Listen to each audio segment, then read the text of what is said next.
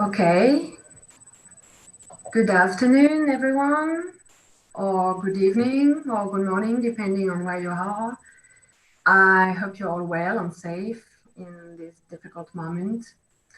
My name is Nina Rioux, and I am a PhD student in sociolinguistics in the field of history, politics, and language contact at the Universidade Federal Fluminense.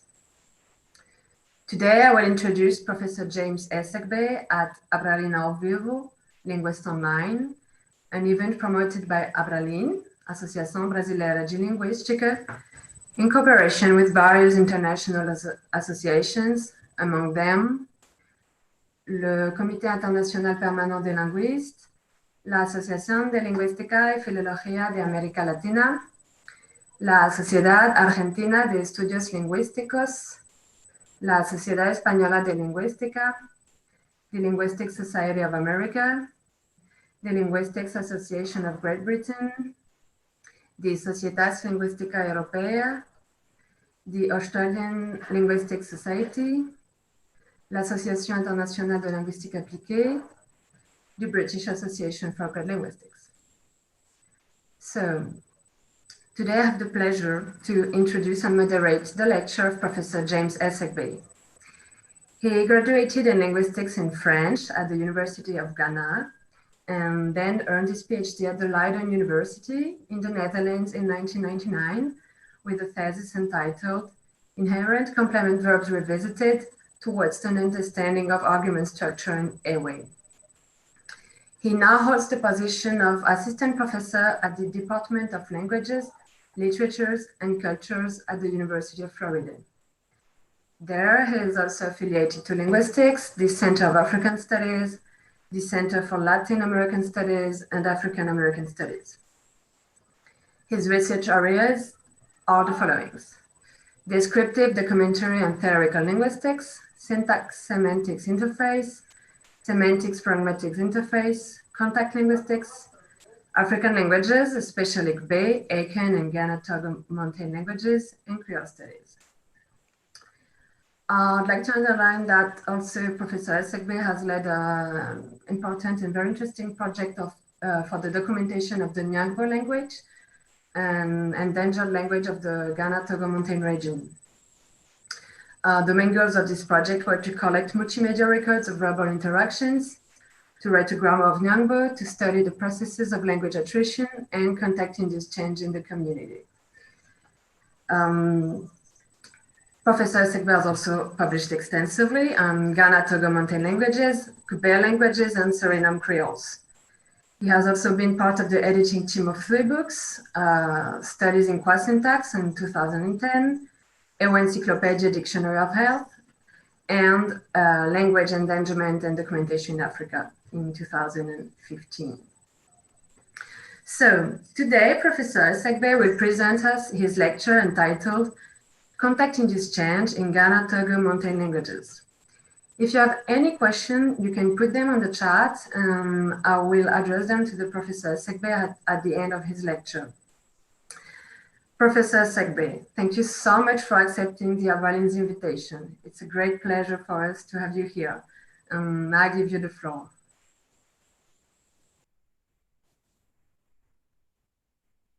Okay, thank you,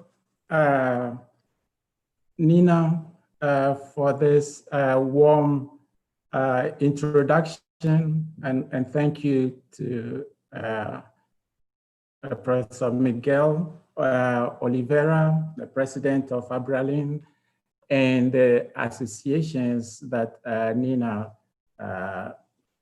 mentioned here. Thank you for giving me this opportunity, and I thank everybody who is here, has joined us to listen to this talk.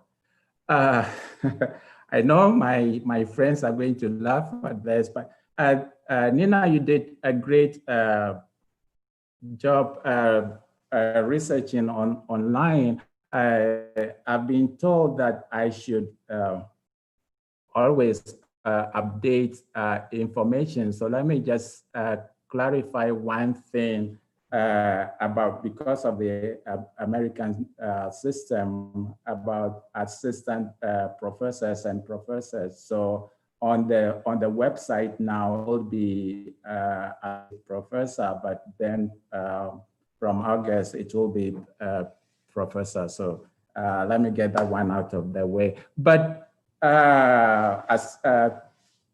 today, I'm going to talk about contact-induced change in Ghana-Togo Mountain languages. And as Nina said, my primary research lately has been on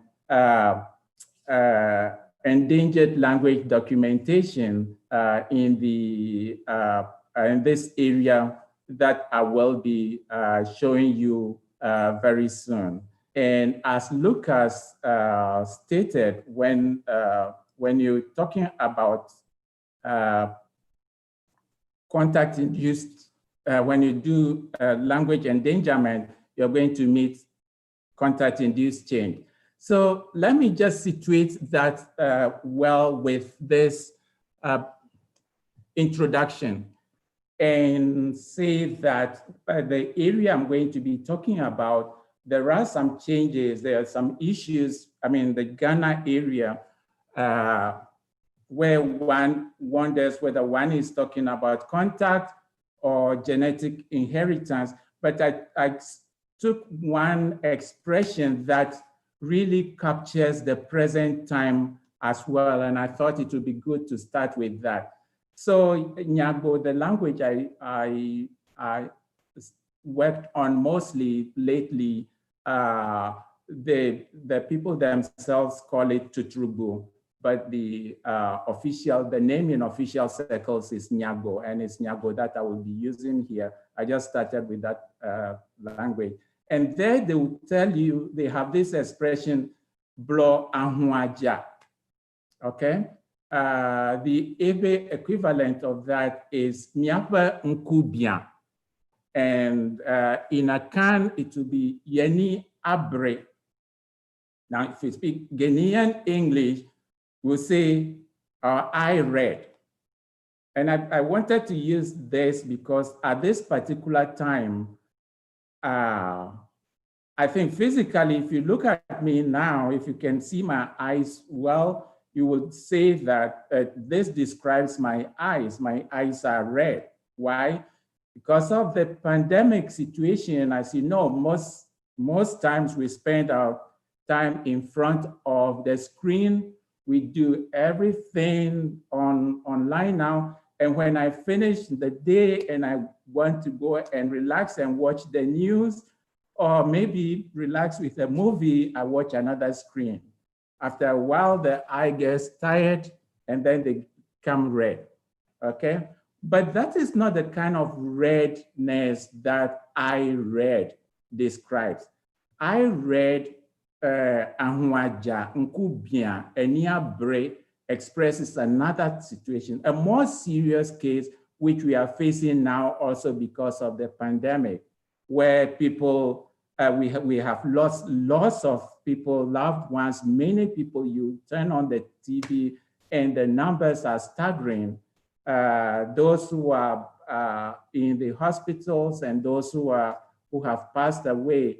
And that is a serious situation. Now, when you are caught in such a serious situation, that is when you use this expression, okay? And so when you have every language, every community using this language, such that it's even in our Ghanaian English, you ask yourself whether this expression was inherited in all the languages or whether it is due to contact. Okay, I will be more concerned with the one that we are, well, to a greater extent sure is contact.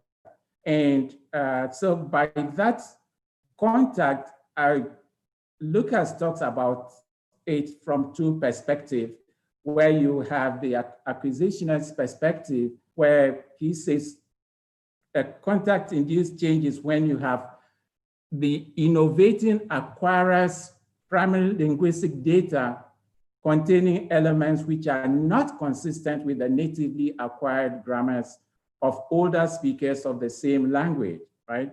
And when these elements owe their existence to some form of bi or multilingualism, all right? The other perspective, which he calls the socio-historical perspective, that is the contact-induced change that occurs whenever the whole or some subgroup of a speech community has adopted a speech. And I'll be more concerned with the latter. But I will start with something small like this. We came to, my family moved from the Netherlands to the US in 2004. And on the right of the screen now is my daughter, Shika, who was born in 2001. And so she was just 3 years this time. On the left is Felix Ameka, who 2 weeks ago also gave a talk. And he looks young there because that was when Shika was being baptized, and he was the godfather. And Ameka speaks English, Ewe, I speak Ewe, and we wanted Shika to speak Ewe. So we only spoke Ewe to Shika when we were in the Netherlands. So she had some Ewe, and then of course Dutch, and her mom spoke some English to her. Her mother is not native Ewe. And so Felix and I were her main source of Ewe when we were in Ghana, when we were in the Netherlands. A week after we got here, we Skyped with Felix, and as usual, the greetings. So Shika asked, F1, how are you? And the literal translation for F1 is, are you awake? And if you see the gloss, you see that you have the and then wake, and then the question mark. So the second person, you, wake, and question mark, right?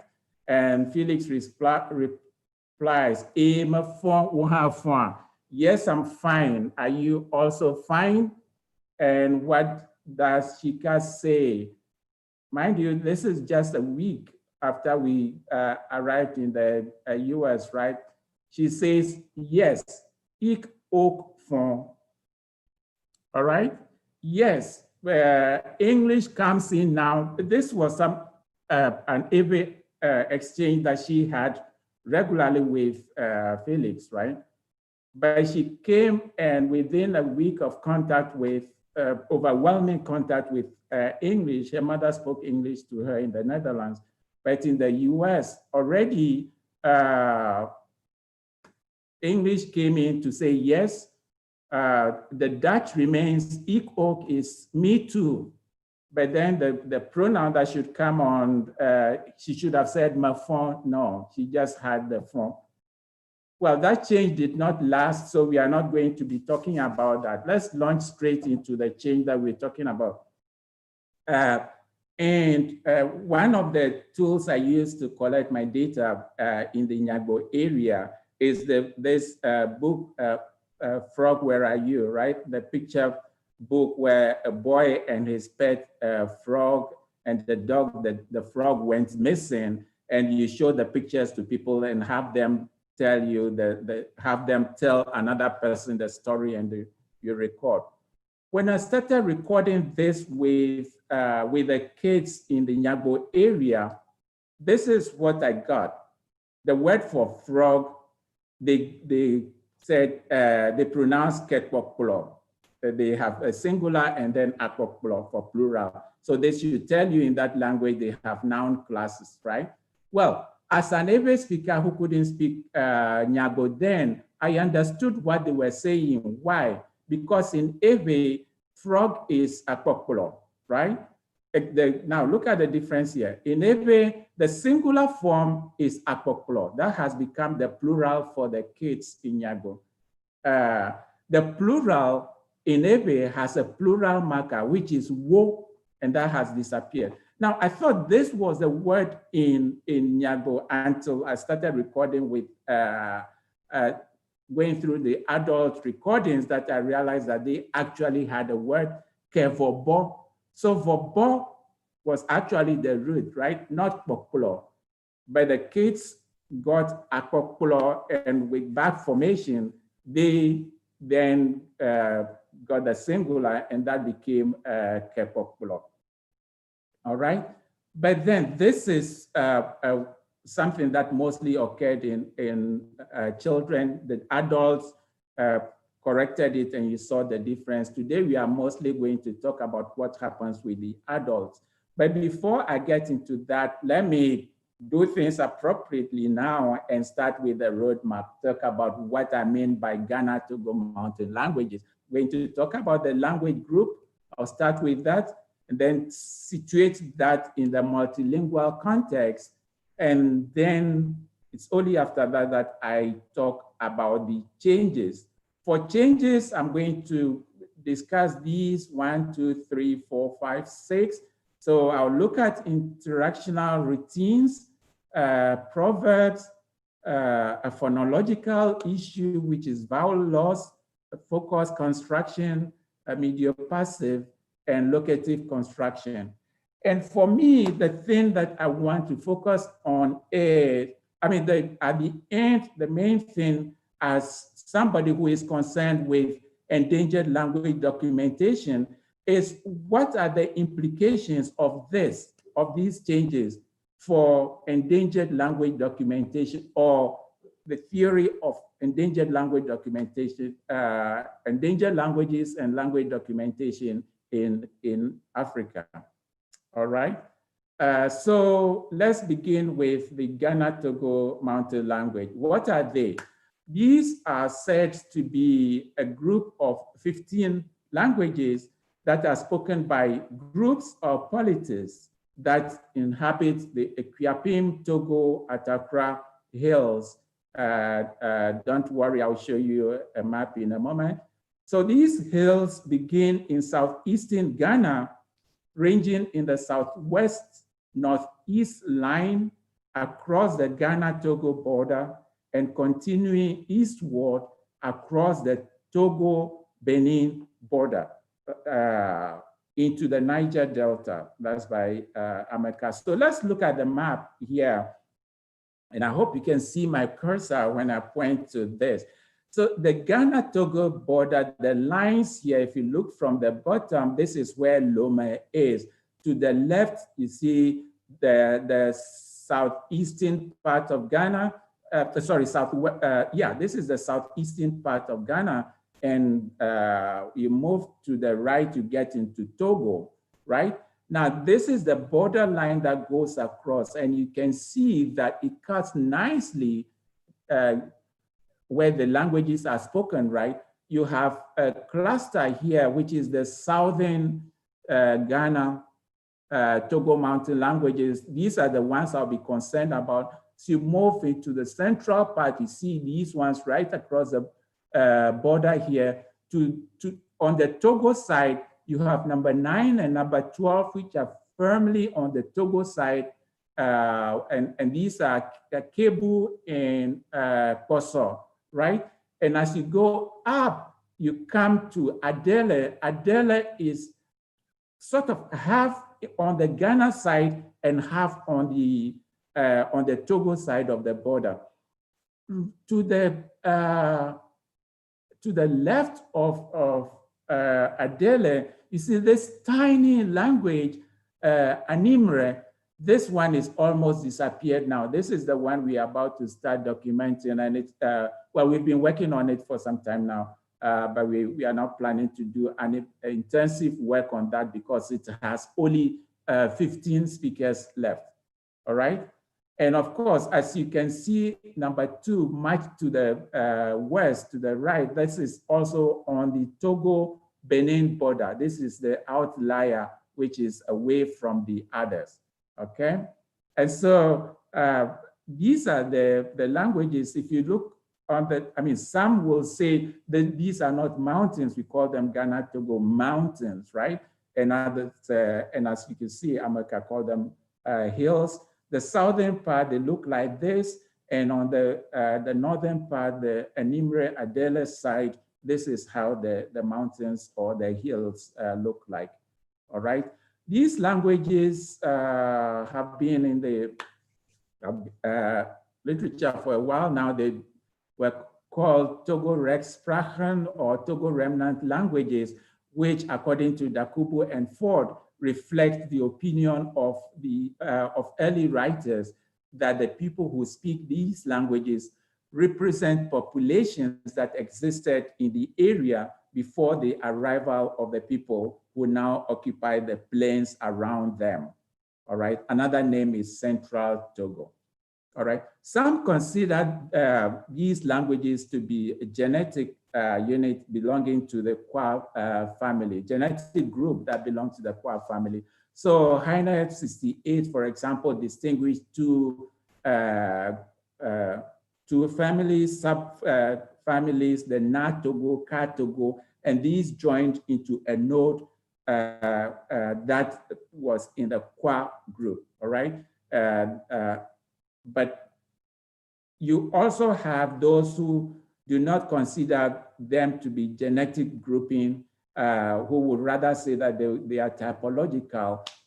Blend, for example, says that the GTM languages may well be another example of a phenomenon all too common in African language classification. And this is a typological grouping that's masquerading as genetic classification. Then you also have medicine also saying that they are sociocultural and geographic rather than genetic grouping. They have this, what one will call a typological trait, which is that almost all of them have active noun class system, more like the Bantu type of languages in Africa. And so Westerman and Bryant actually call them the class languages of West Africa, okay? Like they all have noun class system. In 2017, Ameka and I did a study and we came to this conclusion. We said that actually the languages are not typologically uniform and therefore they may not be typological grouping, but rather a genetic grouping. Dakubo also make a strong point about that. Now, history, which was alluded to earlier in the Dakubo Ford quote I had above, is this one. The GTM area has historically been a place of refuge for people escaping the threat of warfare and enslavement. And so although the mountains attracted waves of outsiders, so when you look at that place, those were nice, secure places for people to flee to during inter-ethnic conflict. And there were lots of them around those times, okay? So you had histories of people running up there when there was war, and the Eves talked about once rolling down rocks onto the enemy down in the valley and all that. And so those places were nice locations. Now, when people moved there, some of them left after the wars and others settled there. And so the result is that you have a history of people there, some of whom hold themselves as the original settlers or autochthones, right? And then you have the settler communities, but now they are one.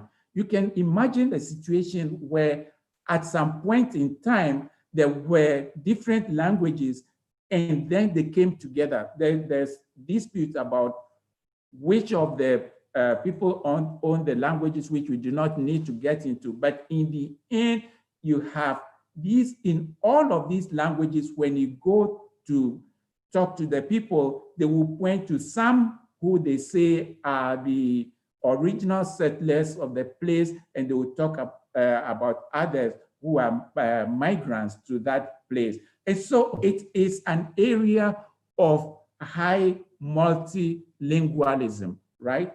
And although I'm going to use this sort of way of representation of the multilingual context, let me just make the point that it may not be completely right to say the GTM will be L1 and Ebe maybe L2, right? But just for the purpose of illustration, let me start with this. Basically, you have a dominant regional language in these places, and those are the ones I'm calling the L2. So for the southern speakers, they have Ebe as their L2. If you go up north, they have Akan as the L2. But these people speak lots more languages, and many of the people in the south actually add Akan and several languages to them, all right?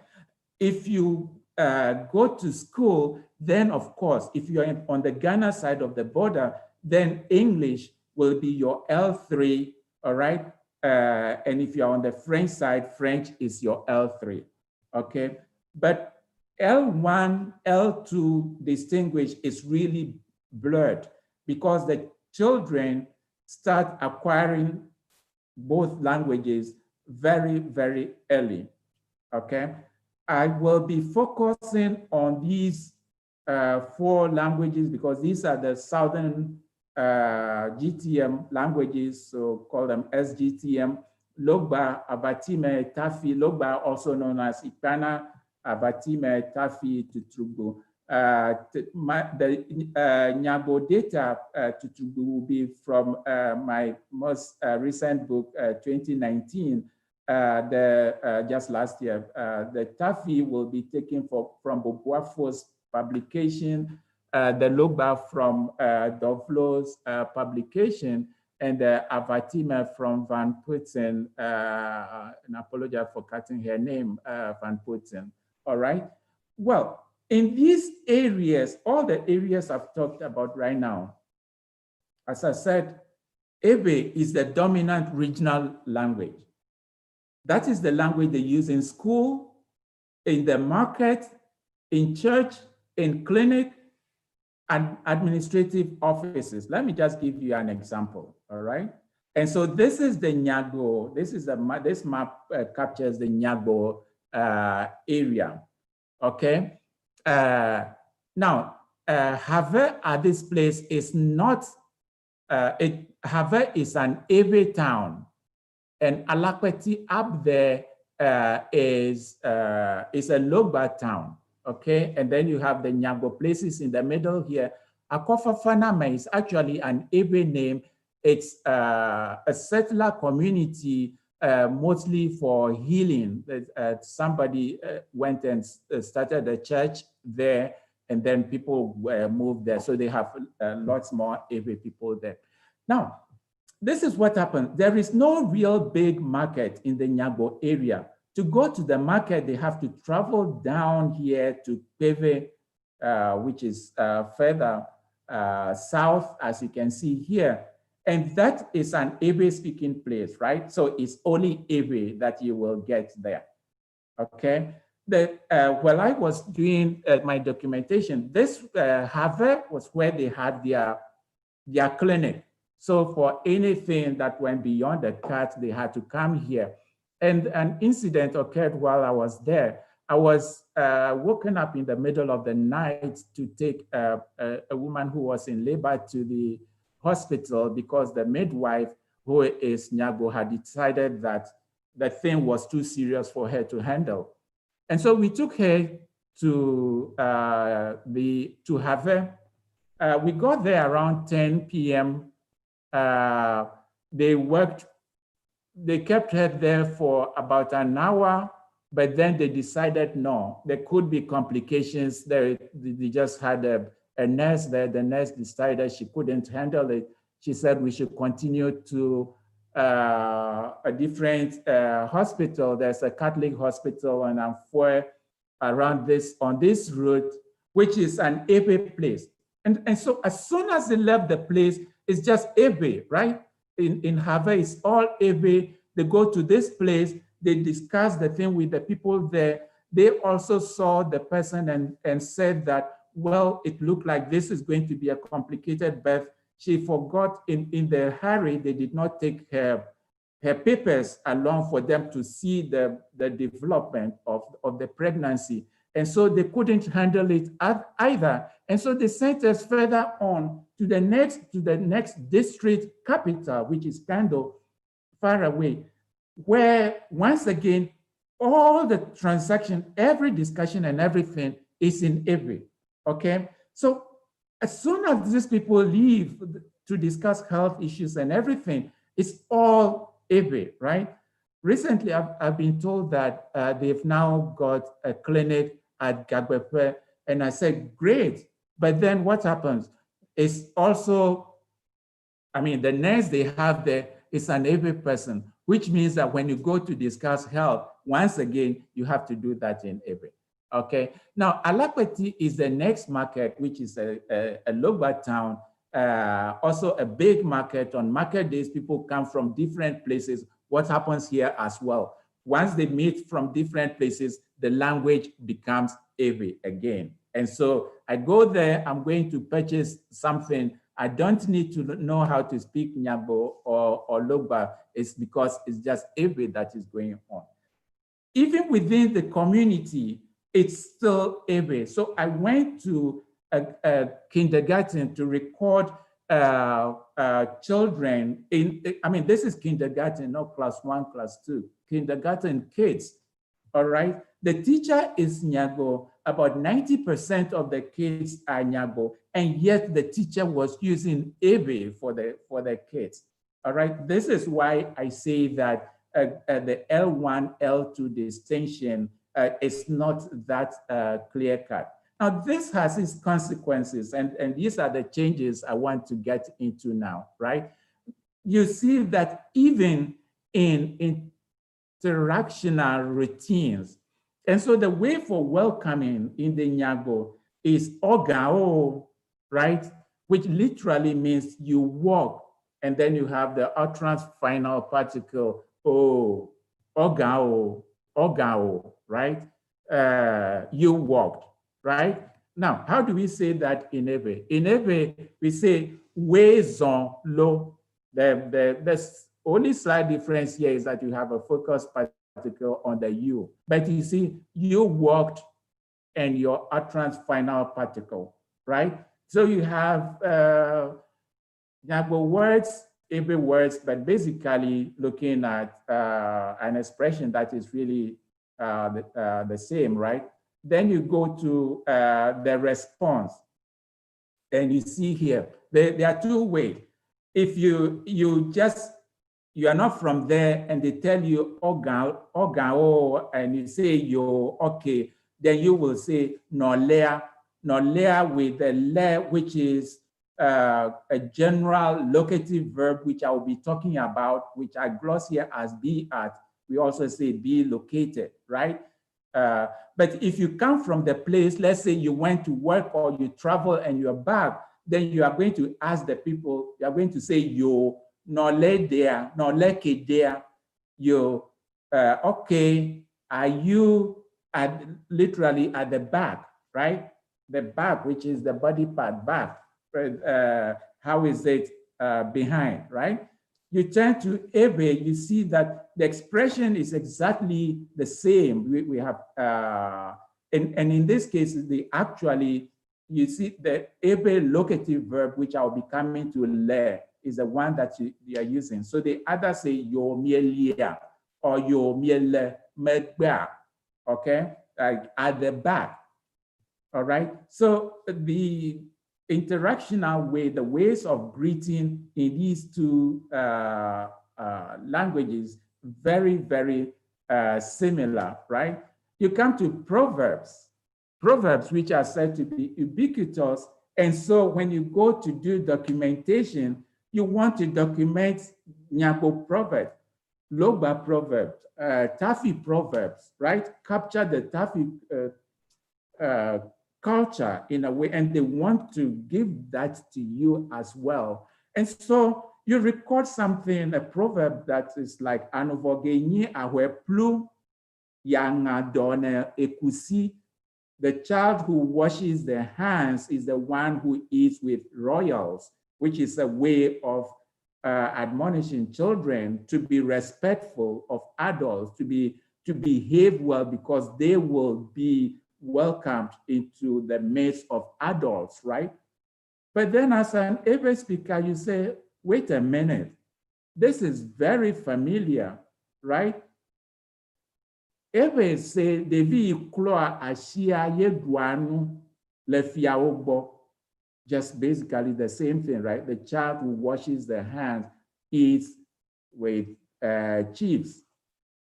Okay, the same expression, the same. So you go and the Nyago people tell you, oh, come record our proverbs, come record our culture, and you record that. Yeah, that's, you see Nyago words, but I mean, you're seeing expressions that are familiar from the Ewe perspective.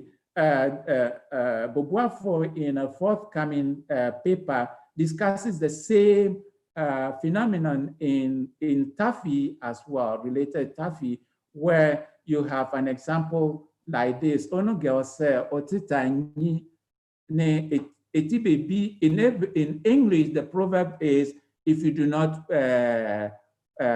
you crack an egg to make an omelette, I think, right?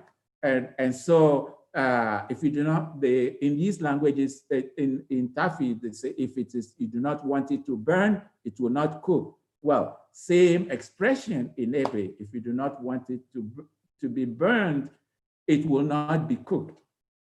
Okay. A second example from also from Bobuafo, the crooked. It is the crooked leg that smears the straight one with mud. Okay, and once again, and this one basically the bad nut spoils the rest, right? That is the way you will put it. And so the one who is not right in the midst, that is the one who is going to affect the others, basically. But then you see English completely different, right? But in Ewe, you get that it is the crooked leg that smears the straight one with mud.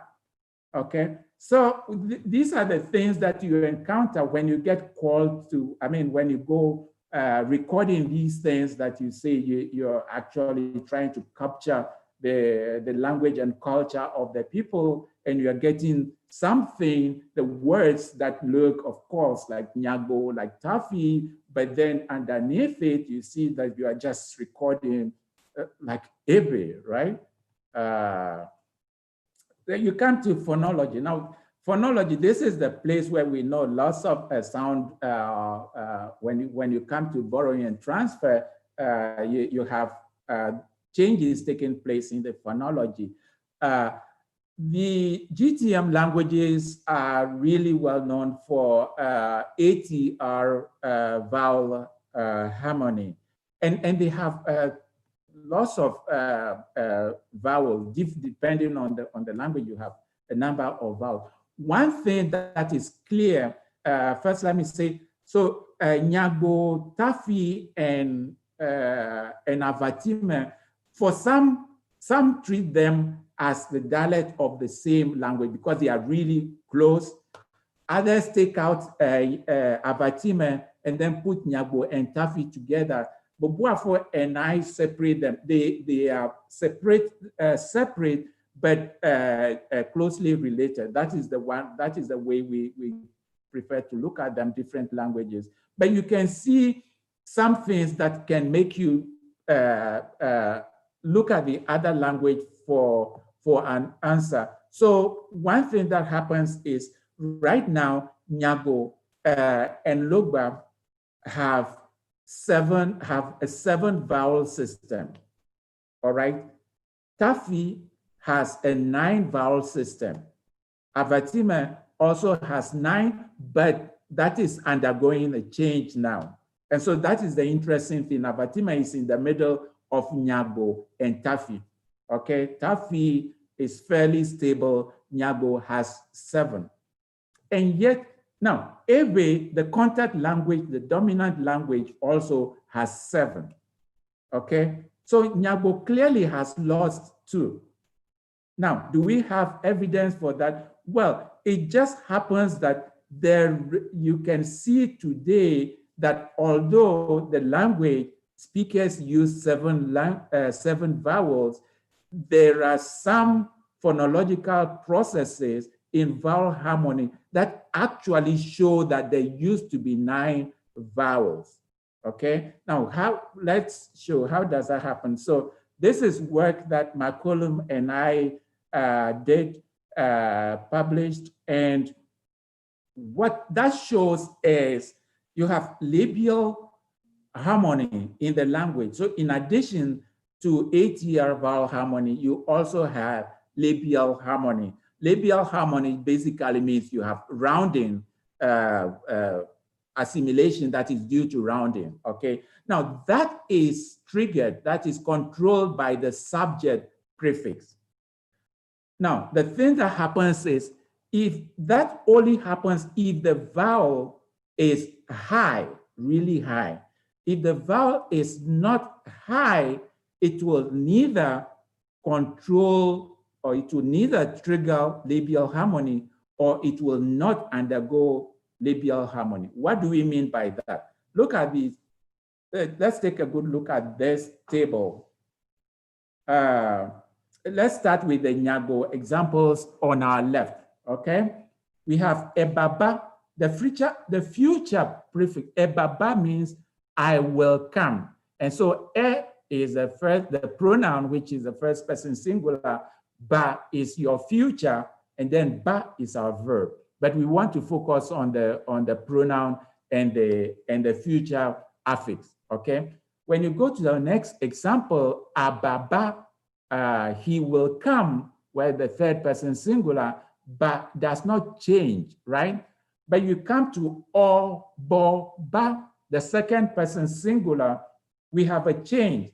So this is what we call labial assimilation now. Rounding has taken place, right? Under the influence of the prefix, okay? And then you come to the head scratcher, bo, ba, ba. Now, why don't we have bo, bo, ba? As we go to the next one, which is no, bo, ba, second person plural, you will come, bo changes. So why don't we have bo, bo, ba also? Now let's look at the final example here. Bubani, bubani, where the pronoun, it has a high vowel. That is what tells us what we said here, that harmony plus high vowels do not control harmony, okay? So what is happening with bu then would tell us, because bu, the prefix has u, the plus high vowel, that will tell us why we get ba, and there is no rounding change. What about bo then? Okay, what about bo? Well, is it possible that this bo is one of those high vowels that were lost, all right? And that is what we propose. Now, we just shift to the right, the examples, and fortunately, we have Tafi that has still got the robust nine vowel system. And so that gives us the explanation of what is going on. So look at the Tafi variant of the plural, we will come, first person plural future come, right? You see that it is the retracted vowel that Nyago has changed to bo after Nyago lost this one. So even though Nyago lost the bu, the high retracted vowel, it still maintains the rules, underlying rules for labial harmony, so that it is not able to effect change, okay? And this is one evidence. And so sometimes for languages, remember, if you have documented languages, and that is not the case for African languages, if these languages have been documented for a long time period, you'll be able to point to these changes and look at some years before and say, well, this is what is happening. If you are also lucky and there are languages like Tafi that are there that show you this, then you can point to Taffy and say that is what is happening. But it is not all cases that you find changes like that occur, right? The next one is the A one. And to explain the A, we'll look at affixes that undergo change, all right? Let's start with ko, which is not yet, all right? So to say that you have not yet looked, you say okodi, right? You have not yet looked. Because look is a high vowel, the O is also plus ATR, right? But it is not high. And so it is able to control O, you get oko. All right? You come to O, once again, you get okoba. And in this case, with these ones, even with ka, you get akaba. But then the negative morpheme affix that refuses to change. And so you get OTD, you do not look, right? Where T, the only thing it does is rise, but it's not going to change, okay? And then you come to oteve, that is not changing either, and ateve. So why are we not getting otove, okay, and atave, all right? Otove is not happening because, as we explained, if you are a high plus high vowel, you do not undergo labial harmony, right? And so once again, what we can say here, you just need to go back to Taffy and see that what is happening here, what the Nyagbo people changed to air is used to be the retracted high, right, and rounded high, which they have lost. And so for McCollum and Essegbey, what we argued then is that the O, which we saw in the first person plural, is the vowel is actually a retracted high back vowel, the O, which has disappeared, which is lost, right? And the E in the negative te is also A, okay? And although Nyago has lost these, okay, it's still the effect in the phonological processes is still there. You see that occurring, and you get support from Taffy as well, okay? So let me go quickly to focus marking. Focus is another interesting one. And for focus, I'll just focus, for focus, I'll focus, right? Okay. I'll just concentrate on the contrastive focus in this case, where in Eve just has this form, the ye, sometimes you just say a, so one could say amiyeva or amieva, all right? Amieva, amieva, okay? Where the focus particle is the ye one. And you say, in English, you do that with ami, intonation, okay? All right, me is the one who came, it's not somebody else. Now, when you come to in Nyago, focus construction is a bit, it's a complex process.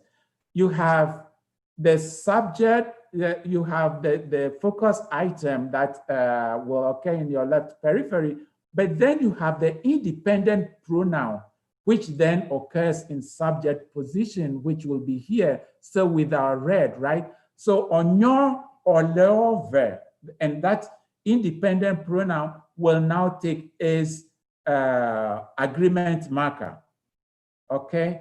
Now, the interesting thing for Nyago and several of these varieties is that the third person independent pronoun is very similar to the focus marker in Ebe. And so you see that in this example, ajenu bueno ya glo ya yesalino and a boy ya ye. So let's look. Girl definite, her companion, and then you have the independent pronoun broke. From Ewe perspective, this looks very much like Ewe. Well, I mean, not completely, because you have the agreement marker, and you do have a break. So Yaglo, which is situated on the left periphery, you make a phonological distinction between the break. But then you come to Avatime, and this is what happens.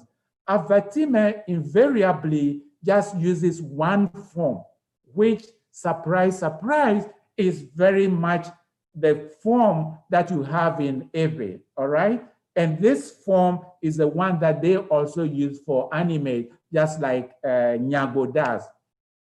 The only difference is that it is not only used for animate, it's used for other objects as well. But it's not just that. This is what Van Putten says about it.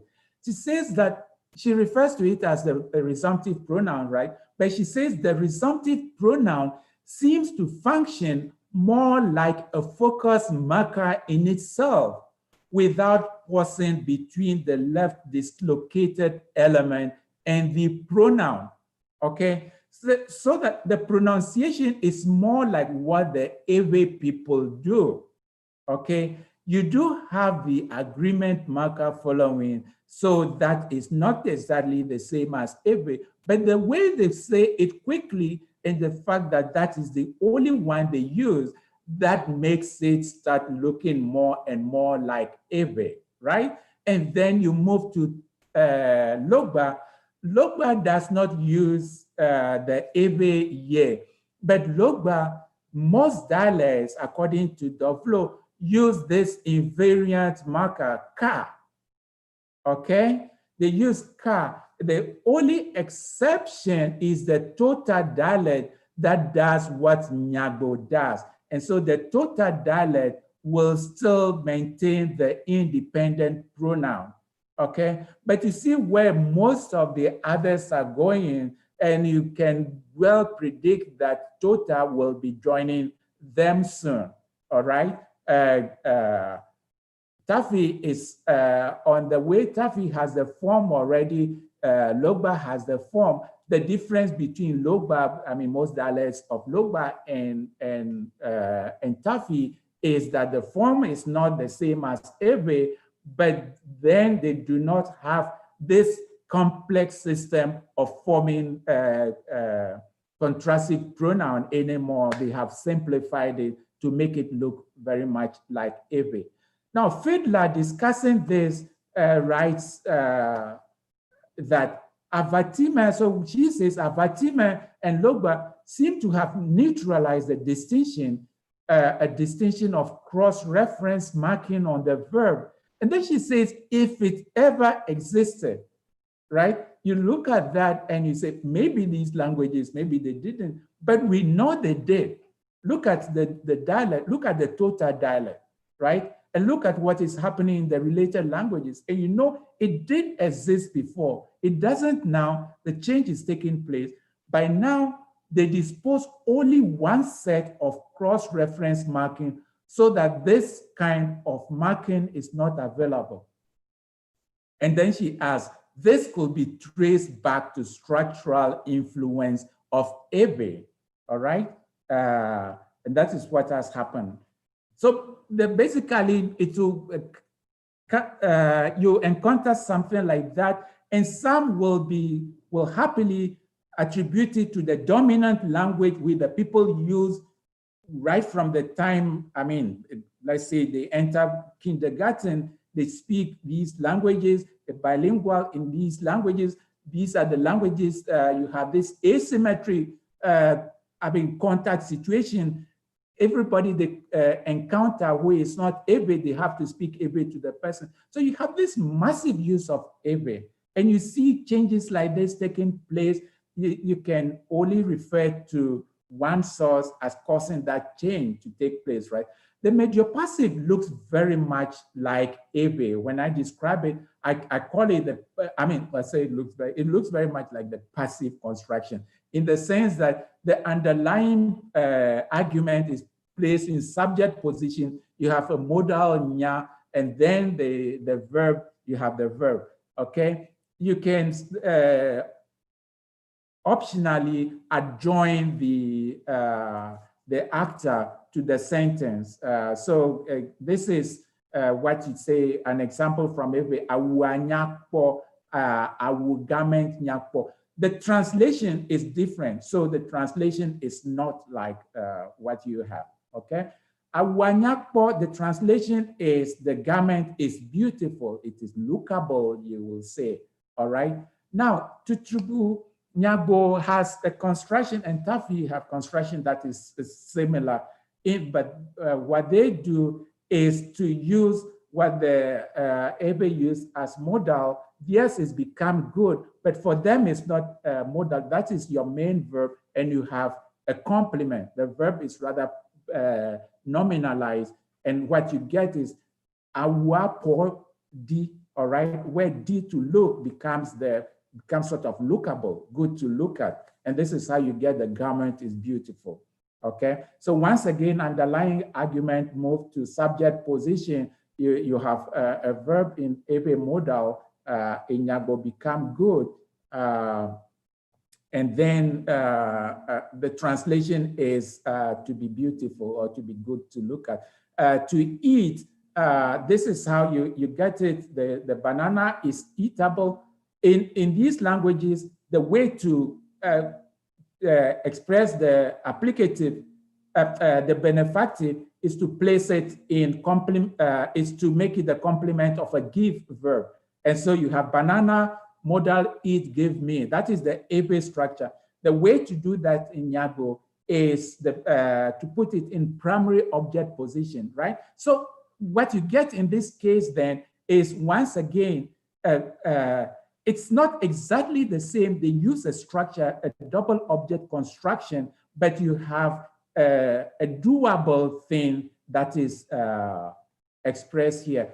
Now, what I'm going to go through this quickly, the final change that I want to talk about, this is the expression of basic locative construction, which has been discussed extensively, mostly by Levinson and Wilkins and Amaka and Levinson. They set up this typology. You have these languages, you have the type 0, which when you talk about basic locative construction, that is simply asking with objects, you say, we're answering the question, where is an object? All right, I'll give examples. Some languages in the default answer will not use any verb. They place the figure and the verb and the figure and the ground contiguous, all right? Other languages use a locative verb, and this locative verb, the simple verb, you have two types. You have languages like English that will use a copula, which is, right?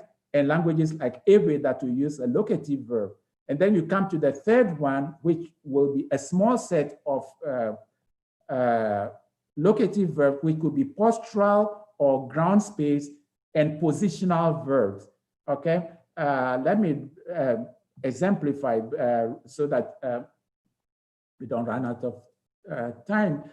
So you have, this is an example. You see the picture, the cup is on the table here, right? So where is the cup in relation to the table? In Ebe, they will say, well, this is, you remember when we started, we talked about this general locative verb, right? So le does not really convey much except general locative. And the G is the one, the top that will tell you where it is located. But when you come to Nyabo, you have the verb chidi, okay? Kopo chidi, oklonaba, and so chidi encores horizontal support. Let's contrast that with containment relation, where you have this fruit contained in a bowl. When you ask the every person, once again, you see that you have a generic le, right? And so then you the me to tell you where it is, right? For the fruit is located. When you come to Nyagbo, you have passe, which will tell you the thing is contained in the bowl, okay? And so the two already are telling you different things, whereas in Ebe, it's just le. And so for Ebe, you really need these post-nominal items to tell you where the thing is located. And then, of course, suspension, the coat is suspended. Nyagbo will say sommet. Epe once again will use le. I want us to focus on these two, the support and the contain. You ask yourself, if I'm getting the information from support and I'm getting the information from contain, why do I need kaba and why do I need me? Okay. And interestingly, look at the containment one. The me is actually the same from every.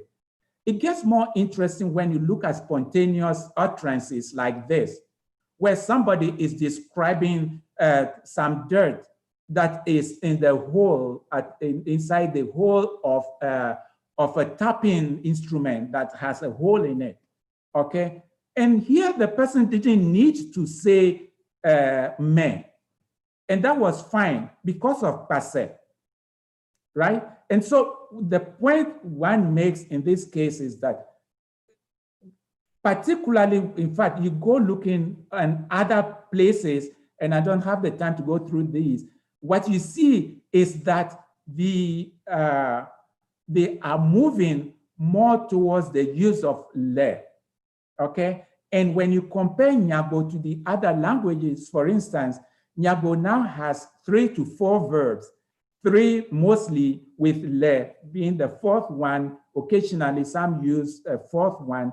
Tafi uses 7. Likpe uses 15. Okay, so what one can see here is that what appears to be happening is that Tutrubu is losing its typology of locative expression clearly under the influence of every. Okay, so to end, what is the relevance of this? What are the implications for endangered language theorizing or documentation in the African context? One, Levinson and Evans have said that a crucial fact for understanding the place of language in human cognition is diversity.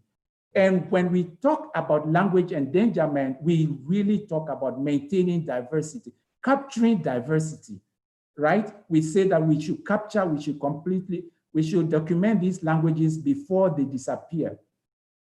But then one thing we also say in the African context is that we say that the language endangerment situation in Africa is different from other parts of the world. For example, it's different from the Americas and Australia, in places like Australia. And Lupke has argued strongly, convincingly, that the number is not a criterion to use when you are talking about Africa. So the fact that you have few people speaking the language does not mean that that language is going to disappear soon. And the GTM are a good example.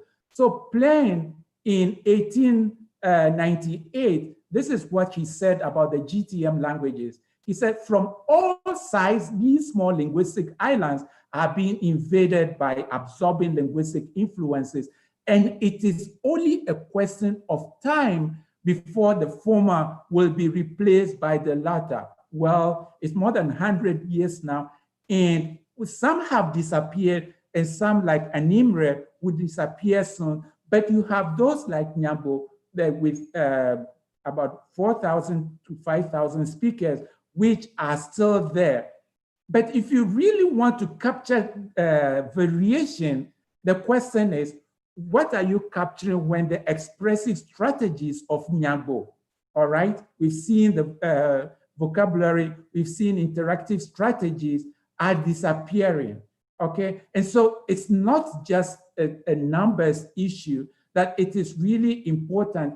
Of course, we need to capture these changes, these languages in use, and these changes are important, but it is also important to really to get diversity.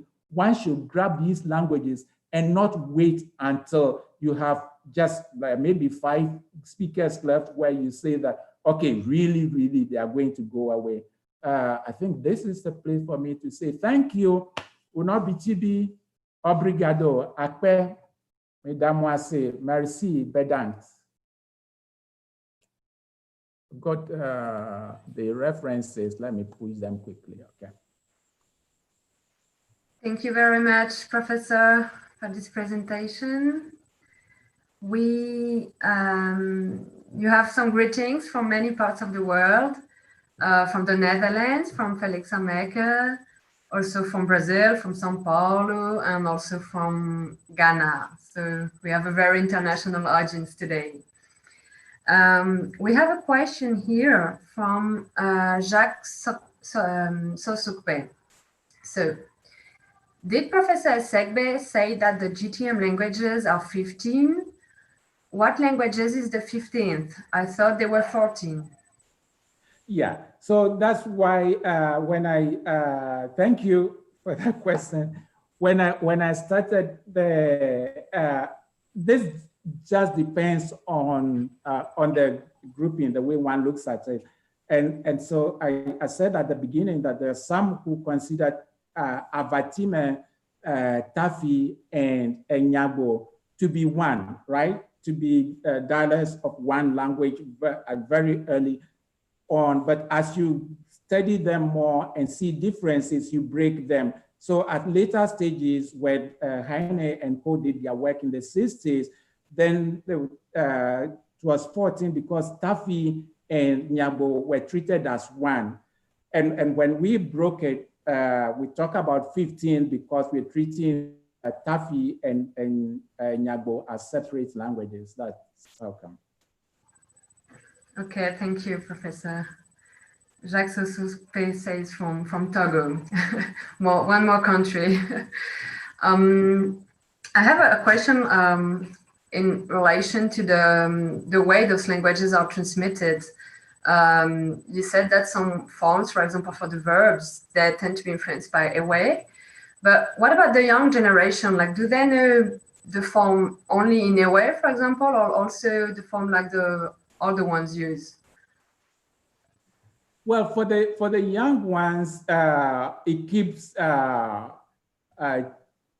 changing, right? Many of them will use I remember when I first went there to document, as you can see, I started the frog story with the children. Well, when I say children, I'm talking about teenagers, right? And then the adults, the chief actually called me and said, no, these are not good speakers of the language, right? They do not speak it well. They have loss of every words and all that. And so the word for frog is just an example there where it is a noun. But they will get a verb used. The main thing is that an adult will correct it occasionally, and in an attempt to make me get what quote unquote is the ancestral language. And let me make a plug here for ancestral language documentation as well, in the sense that, so I want to argue that indeed, let's document change as it takes place, right?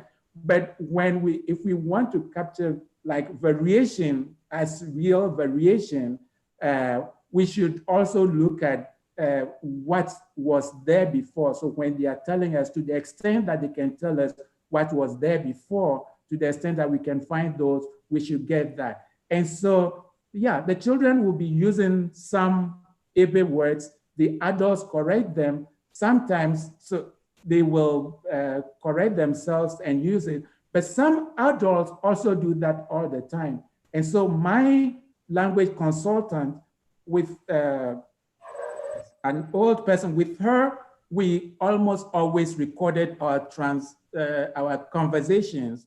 And I remember clearly one time she used, I said we were transcribing some material, and she said, no, we have to change that. I said, why? She said, that is Ebe, that is not correct Ebe.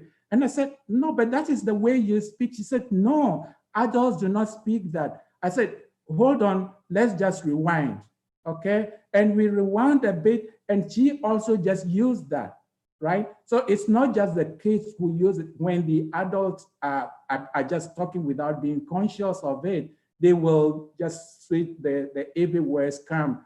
So some of these things, like the locative verb, have become fixed now. Others change continuously as people are, self-conscious.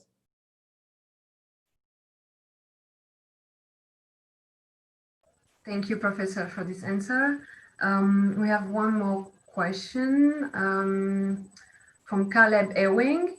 He asks, how long has Ewe been in contact with the GTM languages? Is this a recent phenomenon, or has it been going on for hundreds of years? Okay, that one, that's years. I'm not going to give the years, right? Because that comes once again to the histories, documentation, and all that, right? What we know is that we have a history of migration around the place, and the Eves talk about migrating from somewhere Motier in somewhere Togo and moving to that place, and the dates change. Okay, it has changed for a long time, but basically what we know, and the main thing now is what I usually say is you have a situation of what could have happened during the Creole, the creation in the Caribbean. The difference in where you have many people migrating to a place and having to learn a language. Okay, the difference in what happened in these communities is that those who migrated to the place were more the powerful people. Okay, they were the powerful people, but you still had majority trying to learn the language of the few. So that is when the first contact issue and the first changes took place. Now, who were those speakers who migrated there? Did these people predate the Ewe people, or are these the Ewe people? That is what we do not know. Because when the people talk, they will tell you that they are the speakers of Nyago. So they will not say that they are the Ewe speakers. All right. So the history over there, one can talk about the interesting contact issues that took place. What one cannot say, because you do not have documentation, years and all that, is exactly what time frame when one occurred and when the other occurred. Yes, that's such a difficult question. Do you have time for one more question?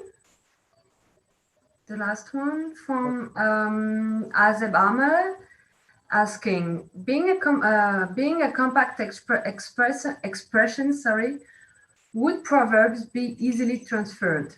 They are anchored in cultures, but generally seem to depict widely shared human experience and values, thus appealing for borrowing.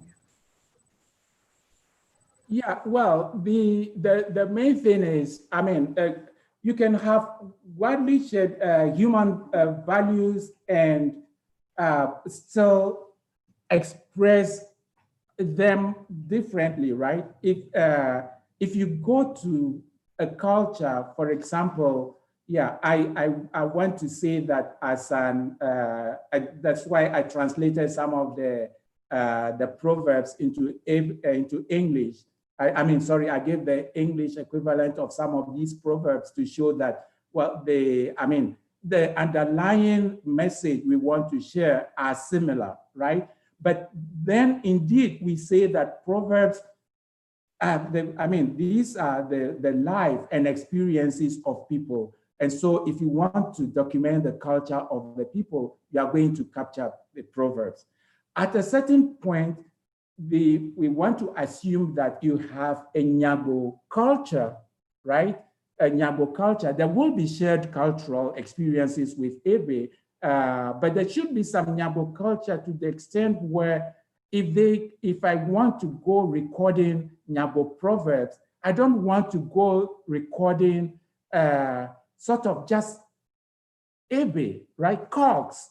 which is basically what we get in the end. And those calcs are the problematic ones, because then what are you discussing? Indeed, today they share cultures, they share experiences, but was there something peculiar to Nyangbo that was there, that predated the contact with Essegbey? That one we will not know today, because the proverb exactly in expression and everything, unlike the English one, is exactly the same. So that's the main point we want to say. We should be able to capture some culture in these communities. And if we do not do the recording, the documentation now, I mean, they will all be gone. Thank you so much, Professor. We have one very last question on the Nyangbo language from Michael Obiri Yeboah, saying, "Great talk, James. I enjoyed the harmony process discussion, but I was wondering whether you are suggesting that the contact phenomenon has affected the sound system of Nyangbo, and how?"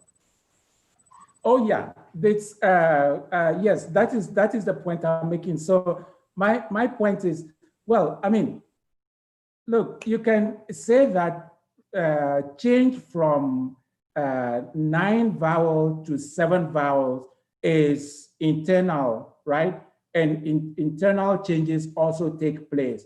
But when you look at the language just next to them, which is, I mean, the dominant language they use all the time, which has 7, right? You look at the phonological processes taking place that still reflect a 9 vowel system. I think it is not too far-fetched to say that the culprit is Essegbey. So that is clearly the point I'm making. And hello, Michael. Okay, thank you so much, Professor, for the answer. I think we are coming to an end. Thank you, everyone in the public who was watching and who made questions. You can keep on following us on Aberlin and get the sheet as well. There are still many presentations to come, so always be welcome. And I would like, of course, to thank again Professor James Essegbey for this very interesting presentation. Thank you so much. Maybe you'd like to have a last word to conclude? Yeah, I would like to use the opportunity to thank Aberlin and the supporting organizations that Nina, you read out at the beginning, for providing this amazing opportunity for us, this treasure trove for us that will be, I mean, like for student teaching, but also our edification. I have really enjoyed this, and I know I will keep on enjoying it. I feel especially honored that I was called to be part of this. I would like to thank you, Nina, for your introduction. I would like to thank the president of Aberlin, Miguel Oliveira, for inviting me. And thank you to everybody who attended the talk.